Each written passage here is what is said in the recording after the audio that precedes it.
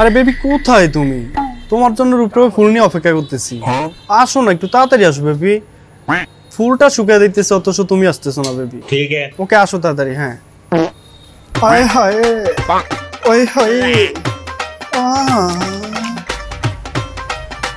আল্লাহ।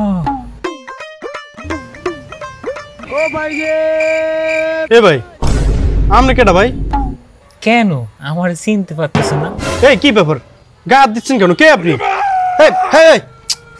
কে আপনি? আরে এরকম করো কা, একটু আগে তো আমার সাথে কথা বলেছিলাম। মেঘবালিকা যে আইডিটা, ওটা তো আমার। ফুলটা না অনেক সুন্দর, তোমার মতো। আস্তাগফিরুল্লাহ। এই মেঘবালিকা আইডি তোমার?